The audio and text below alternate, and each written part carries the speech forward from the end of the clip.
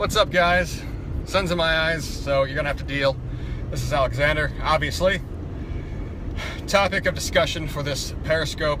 I got a good question in the DMs from Jacob, and Jacob's question amounted to that he's been reading a lot about changing your life means killing your old life, changing your life means killing your old self, and what does this mean?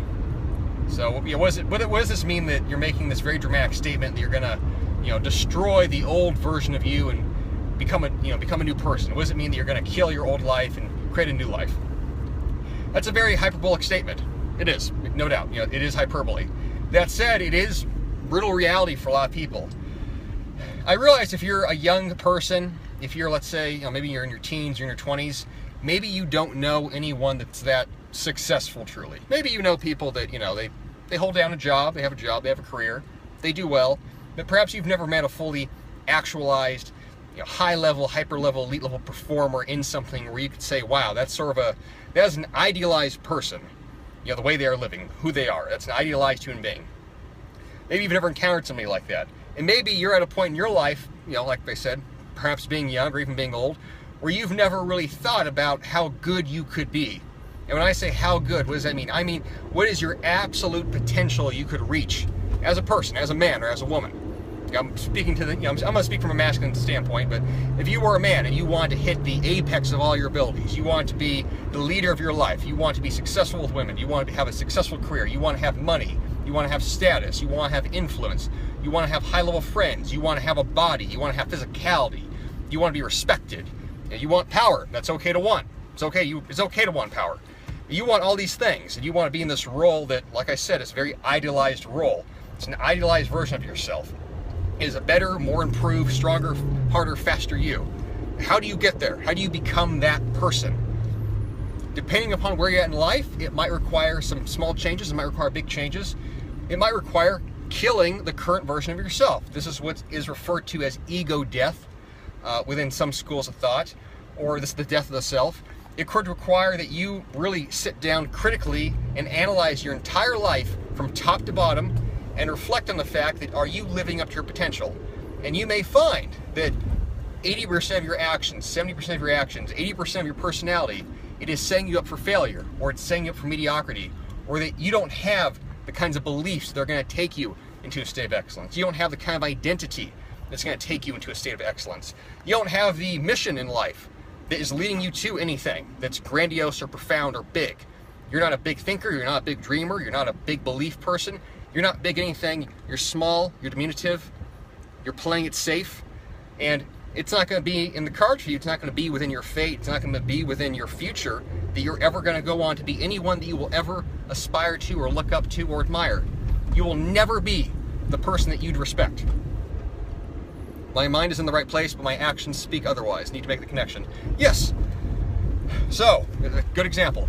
So, when I talk about the death of the self, when Ed Latmore talks about the death of the self, when my buddy Alex Mullen talks about the death of the self, when Damien, my other friend, he talks about the death of the self, you should be following all those guys. When they talk about that, we mean it. We absolutely mean it. Because that is what it takes for a lot of people. That is absolutely what it takes. Myself, personally, I've been to fucking prison. I've been a felon. I've had a parole officer. I've sat in a fucking cell, for fucking 60 days.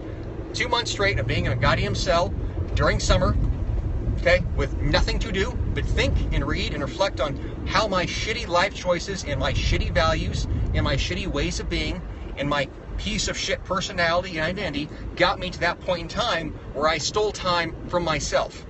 So I had to work through that and really think hard, critically, and wonder, is this Twitter share okay? Go ahead. Oh, absolutely, go ahead. I had to really think critically and wonder, is this who I want to be? Do I want to be a criminal? Do I want to be this kind of guy? Do I want to be this person that's going to be a bad person? Yeah, maybe I'm not a bad person through and through, but I clearly have done bad things that were not virtuous, that were sinful, and I paid for them. You'll pay for everything that you do and everything that you don't do. And what you pay for, you have to live with, and you better get something out of it. So I was at a point in my life, this was over a decade ago, where I had to really think about who I wanted to become. And if I was going to become somebody else, if I was going to be somebody else, if I was going to be more than I was, and what I was not much, then I had to cognitively, subconsciously, metaphorically slay all of my dragons, all of my demons, all of my beliefs I had that got me to that point. I had to remake my values, I had to struggle, I had to practice, and I had to fail a bunch more times over and over and over again to become somebody else. That was not easy. A lot of it was quote-unquote painful, but it was necessary. Had I stayed who I was with my current life and my current self then, I would not be talking to you today. I'd probably be fucking dead. In all honesty, I'd probably be dead. Because I had a very fatalistic, nihilistic sensibility of how I lived my life. So, to kill yourself, the death of the ego, the death of the limiting self, the death of the immature self, the death of the boy, so to speak, if you are living your life as a boy, not as a man, yeah, that motherfucker has to die. And there's no way going around that. Otherwise, like I said, otherwise you will be that person where you will get to 25, 35, 45, and you will wonder, and you will sit, and you will think, and you will have a crisis of consciousness that you could have been more than you were, but you're not. And that's your fault. That is through and through, absolutely, always and forever, your fault. Who you are is your fault. So, if you want who you are to be something to be proud of, if you want who you are to be worthwhile, if you want to be able to live your life with a sense of contentment and satisfaction, you have had a life well lived, you're going to have to slay those things that hold you back. Might be a few things, might be some things, might be everything. Choice you have to make. Pick one, as I like to say. It's going to be one or the other. If you start a church, bro, I'm Jewish, so I'm not starting a church. But I appreciate the kind words, man. I am talked out, people. Are there any questions about this? Truth. Yes, it is. This is brutality of reality, as I like to say. Yas, slay queen. Sounds harsh. I don't give a fuck if it sounds harsh. This is harsh life. The world's gonna fucking kill you if you are a soft personality. Sensitivity is for cowards. You either do what you're going to do and be hard about it, or don't. You're infinitely more comprehensive, coherent, authentic than the self-help gurus on the web.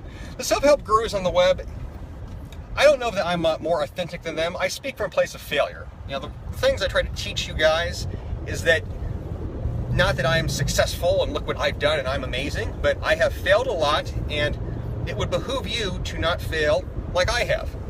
I would not have the personality that I have. I would not have the views that I have. I would not have the beliefs that I have if I had not, you know, at many points in life, come up short or destroyed myself or just made critical mistakes. I wouldn't. So, you know, success to teach from success, obviously it works. Obviously a lot of people do that successfully, and there's nothing wrong with that. But I realize on a, you know, perhaps a deeper level or a more personal level, the majority of people, before they can get to the level of success, they have to deal with who they are and their personal failures and their shortcomings and not being enough and what holds them back. And that's harder to talk about. It's not a nice subject oftentimes. It can be, you know, as some of you like to say, you come across as being, you know, almost mean. Oh well, you gotta be hard on yourself. No one is ever going to be no one should ever be harder than you are on yourself. You have to hold yourself to a higher standard. You have to. Otherwise, you'll always gonna be chasing, you know, someone else's definition of being. I'm too hard on myself. There is a such thing as being too hard on yourself. There is, but better to be harder than softer. Honestly, I'd rather work with somebody that's hard on themselves and show them how to be more kind than deal with somebody that is not hard on themselves and doesn't enforce personal standards, and then you're trying to push them along to get them to be better. So, you know, if you've set a very high bar for yourself, that's a good thing.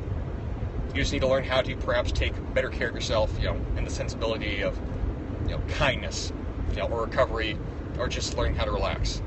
You know, for some of you guys that are very success-driven, they're very hyper-focused. You know, maybe that's about 20% of you. Some of you guys are, because you contact me a lot. Yeah, if you are that personality, then learning how to relax is going to be, you know, a critical skill. How do you fight fear of rejection? To ask that question again. Ask that question again. I missed the whole question.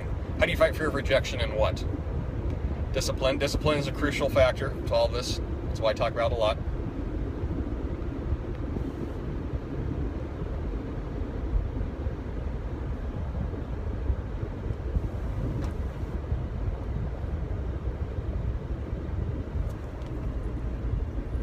Joseph Campbell's Hero's Journey, and you come across as fully integrated with your story ownership. Thank you. Yeah, I've read a lot of Joseph Campbell's, almost pretty much everything he's written.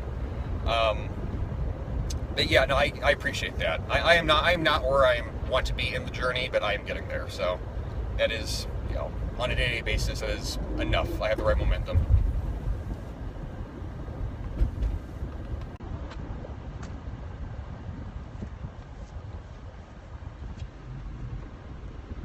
Got the sun on our back. Someone had a question about rejection, which please ask it again. Got jumped last year and it made me kill my immature self real quick.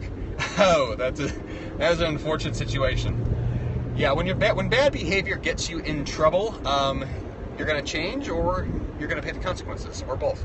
What is the end goal of your journey? I don't have an end goal. I have a series of markers that I want to hit throughout time, and then as I hit each marker, then I'll go on to the next one. There is no grandiose end game in the sensibility that I'll do just one thing and then, you know, we're done. I was suicidal, and your videos made me realize life was precious. You molded me. That is very serious. I'm glad that you are not suicidal anymore. That's good for you. What's the best way to knock down your fears? You have to confront them. Whatever your fears are, you have to confront them. There is no secret about that. I know that sounds simplistic. You just confront your fears. You have to confront your fears. If that's talking to girls, it's talking to girls, guys. If that's, you know, going out in public and talking to people because you're not a communicator, then that's what you have to do. If that's asking for what you want, it's asking for what you want. How do you get past rejection? You're still alive. You are still alive. I know that's simplistic, but you are going to get rejected more times than you get accepted in life. Always. Alex, how can I be a better follower of your work? Read my emails, man, and put it into practice. Yeah, I tell you guys this a lot. I do a lot. All this is free content. This is free information. If you're applying it, then it's worth it. That's good enough. But speaking to the rejection question, you have to accept that. You have to accept the fact that you're not going to be accepted the majority of the time. You're going to be rejected a lot in various situations by various people, or various scenarios. That goes with the territory of putting yourself out there and taking risks and striving to be a better person. Much is made of building on failure. Failure is tragic, and yes, you fail, but there's also the standpoint that not everything goes your way. A lot of things don't. Some things do. Hopefully the things that do outweigh the things that do not. And all this is very much dependent upon your own actions and what you are making to happen. That's the other factor, with life as a whole. What can you actually make to happen? What can you affect? We're rejected, but how blessed are we to have a... I appreciate the praise, man. I appreciate it, I'll just say that.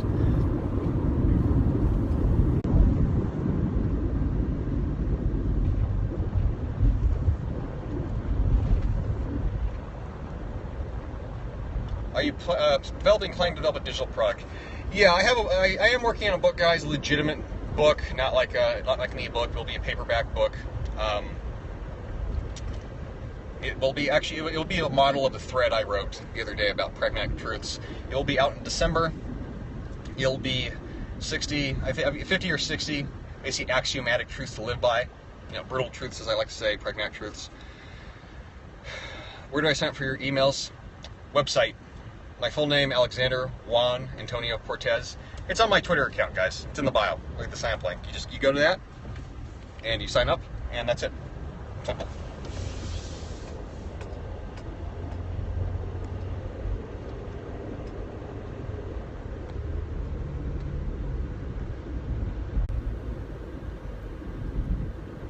Hopefully the parents of the child, dude, whatever. If you need money or graphic designer law services for free, let me know. I'm here for you. Okay, dude. You know what? Actually, message me. I will always compensate people for something, but send me a DM. I actually have some things I need worked on within that realm. Do you take boxing as well? I've taken boxing classes. Yeah. I've done boxing. I've done Muay Thai. Yeah, I've taken classes, obviously, in these things. Boxing, Muay Thai, Jiu-Jitsu, Krav Maga, Taekwondo. And yeah, I think that's it. Those four. So yeah, like I've said, I always highly suggest that gentlemen, women for that matter, take combatives. Learn how to fight, learn how to punch, learn how to take a punch, learn how to physically handle yourself, in stressful situations. that's where the real benefit comes from, more than anything else. Any other questions, guys?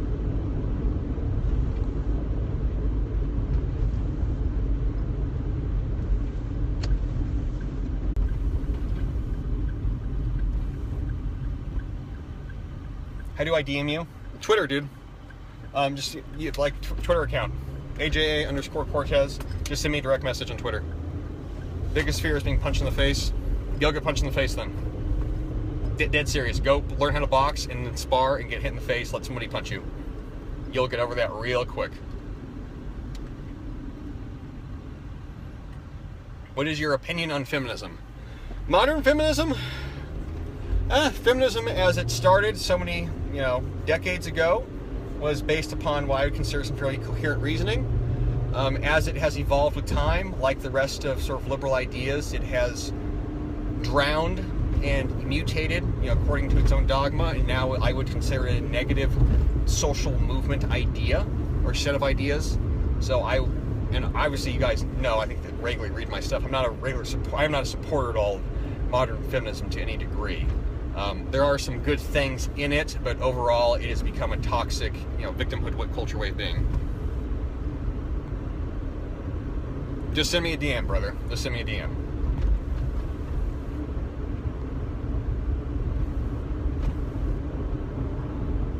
I have 7 children. I've really been from your tweets. Thank you. Oh, thank you. That's very sweet of you.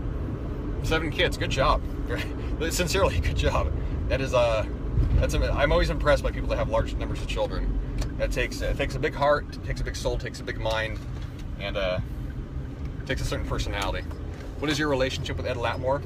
I've never met Ed in person. I support his work. I love his message. I think he's a fascinating, phenomenal guy. And obviously I've tried to promote him as much as I can on my Twitter and to the email account. So Ed's an example of a man that I think is very respectable, very admirable, has a lot going for him, to say it that way. He's a role model for people, and people should know who he is. There is a dearth of male role models in the world at large, masculine male role models. There's a dearth of masculine male role models, and Ed is a good example of a masculine man that people should look up to. How can your friend overcome extreme anxiety? Anxiety is a hard one to tackle. For people that have neurotic personalities where they are just highly sensitive, and not just highly sensitive to their environment, but they feel like they are in a state where they kind of need to control everything, anxiety can have a certain sense of almost narcissism to it, in the sensibility where everything affects you, it is all about you, and you want to have control over all factors. There's also the anxiety factor for people that they're very this overly analytical, to be simplistic. They overthink things. They're always thinking ahead to the future and how things are going to go and plotting out failure scenarios. They're catastrophizing oftentimes, people that are high anxiety. Read Gorilla Mindset to combat anxiety. Good suggestion. Read Gorilla Mindset. It has a whole chapter on anxiety, or a whole section on it. But so if you're an anxious person where you're thinking ahead, you're thinking how you're going to fail, you're thinking about what's going to happen, there's a lot of what ifs and what ifs and what ifs and what ifs. You feel like you can't control everything, you need to control everything, and you're not in control to begin with. That's a lot of things to tackle. And profoundly, I would argue that profoundly that's an identity shift, that you really have to consider how you perceive reality and how you perceive events. Do you happen to life, or do things happen to you? In my personal experience with clients, people that are highly anxious, they tend to have a very consequential view of the world, where things are always happening to them. Anxiety is justified sometimes, but even if it is, it doesn't serve anything. Anxiety has never made any situation better, ever. You're being nervous and frenetic and freaked out, unable to keep your mind from racing. That's a zero benefit. In the modern world, you could say anxiety in a certain primal situation, anxiety keeps you from being killed. It does, but none of you are worried about dying right now. So, at least not truly. But tackling anxiety, mindset, mentality, and really perception. Like I said, how do you view the world? What do you think your domains of control are? And you have to, analyze that and compare it to, perhaps what is a more stable way of living, which is that you have control over your mental state, you have control of your body, and that's it. So you want to live in such a way that you directly affect things and you bring them into your frame of being. If you're living in such a way that you're trying to affect everything around you and then hoping that it's going to give you what you want from it with a lot of expectations set up as to what's going to happen, you're going to be stressed out all the fucking time. Easier said than done. Dude, everything is easier said than done. There's nothing in life that's easier to do than say. Nothing. I'm trying to think. Is there anything? What's easier doing than saying? There isn't anything. Either you do or you don't. Yeah, choose. Pick one. That can be said about literally any challenge that you face. It's easier to talk about. No shit, it's easier to talk about it. Doesn't change the fact that you need to do it. We good people? Society's responsible for people's anxiety? Sure, but on a personal level, you're going to have to change it yourself. There's no, you can't blame society. You can blame society. If society made me anxious, you're still going to have to fucking fix it on that personal level. And society's not going to change for you. Either you adapt, or, you suffer. Why do you give away so much high quality shit for free when you could easily charge for it? Because when I do start charging for it at a certain point in time, then people will be very, very willing to pay for it. I recorded a podcast on this recently. I'm going to assume none of you guys really listen to it. Whatever. But my model, so to speak, for raising my social audience profile, reaching people, I did it in reverse. Rather than market a product and then try to attract people to it, I marketed myself as a person. Marketed my my message. And then through the process of doing that and having people coalesce around that message, then I'll put forth something that's actually a resource for people that they can buy, use, purchase, course, etc., etc. You have to build your audience. Yeah, exactly. The conventional model of, I guess, product development is that you develop a product, then you market it. If you're an individual, you're an individual artist, take the artisanal approach. Do it in reverse. Market yourself, your personality, who you are, and this requires obviously you to be an authentic person. You have to have a message. You have to be someone that's compelling. You have to be prolific. You have to have some polarization to you. You have to be personal. You do all of that, and if people respond to you, you'll know. You will know because you'll get a response back. And you do that often enough and long enough, and so so on and so forth. Do that for a long enough time. Spend a year doing that. Even this is a long game. I'm not gonna pretend that the internet is easy to make money on. It's a long game like everything else. You play the long game though. You grow and cultivate that audience. You connect with them, and then when you finally do release a product or a serious product, or you go next level, they're going to be there with you. If you try and do it in, like I said, backwards, where you can set up an awesome website and set up an awesome product, nobody knows who you are, then no one knows who the fuck you are. I've seen that oftentimes in the the fitness industry where I've come from, where people have no real experience, but they spend a lot of money, getting a website designed, maybe getting outfits, shirts, cards, caps, product design, ebooks, etc. They build all that stuff, and then no one goes to their website because, again, they never built an audience in any fashion. Eat right. Sure. So, that's a good question. Does it all start in the kitchen?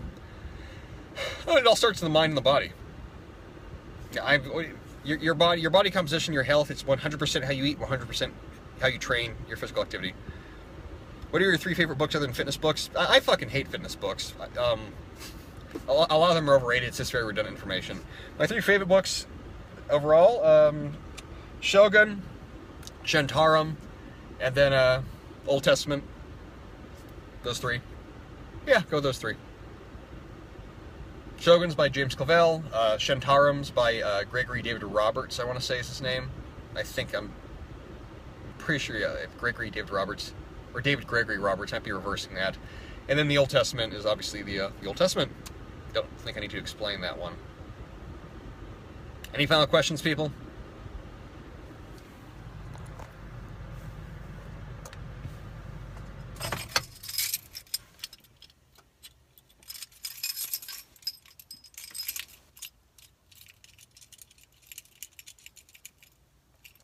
Shogun miniseries rocks. I never saw it. I know it was on television in the 80s, but I've never seen it. Apparently, I guess it was highly acclaimed when it came out, though.